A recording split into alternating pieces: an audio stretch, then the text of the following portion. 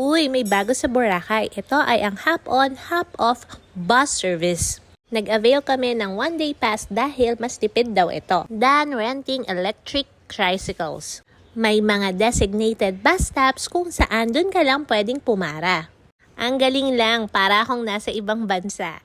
Tuwang-tuwa ang mga bagets dahil first time nilang mamasahe ng ganito. Papunta nga pala kami niyan sa Puka Beach. Mas shelly yung sand nila doon, pero maganda pa rin. Yan na din pala yung pinakadulong destination nung bus service na yon.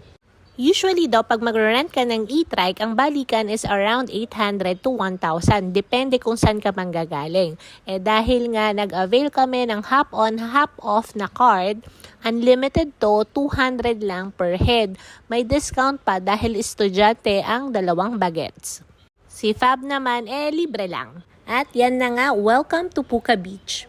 Mga around 7 a.m. yan, kaya halos kami-kami pa lang yung tao.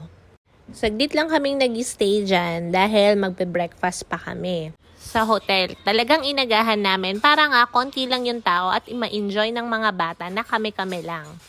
At kapag sinuswerte ka nga naman talaga, nagpakita pa ang bahaghari.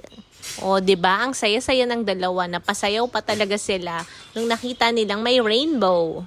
Si Kuya Rain naman halos ayaw magpakita sa mga video. So eto, gusto ko lang ma-appreciate ninyo ang ganda ng Puka Beach. Then after, saktong-sakto, dumating na rin yung bus dun sa may bus stop. Kaya nakasakay kami kagad. At yun nga, dumiretso lang kami sa hotel para makapag-breakfast. O, 'di ba? Ang bongga, pwedeng pang beach bag ang aming Farron bag. At ito na nga si Kikay, nagpaayos na ng hair niya, nagpa-braid na siya kanila ate sa may Boracay. Ang rate pala niyan 300 na all in. O, 'di ba? Cute-cute lang. At ako naman may baon na Farron coffee kasi inaantok talaga ako nung oras kami nagising. Then ito, pasyal-pasyal lang. Tignan lang natin ang ganda ng Boracay. So, dyan, tinatanaw-tanaw lang namin sila habang naliligo sa dagat at naglalaro ng sand. Then, during lunch, umakay uli kami ng bus. Sa Station 3 naman kami nagpababa para ma-check kung ano yung mga meron pa doon. Pero nauwi pa rin kami sa may D-Mall para kumain. Another local restaurant nila ito, and in fairness, masarap naman ang kanilang food. Saktuhan lang din ang in-order naming food para walang tira. Ayaw namin may naaaksaya. At ito nga, nagkatampuhan pa ang dalawa. Ito si Hero halos ayaw mag-sorry hanggang sa napapayag din namin siya. Nagtatampo siya sa daddy niya kasi napagalitan. Manang-mana lang talaga. Then at afternoon, ganon, same routine lang. Nag-enjoy lang kami ng beach time.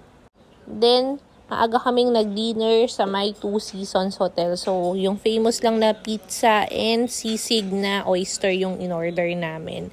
Then, ayan na, umuwi na kaming nakahubad si Hero. Then, at night, nakatambay lang kami sa tapat ng hotel at namataan ko nga itong Norwegian vessel na to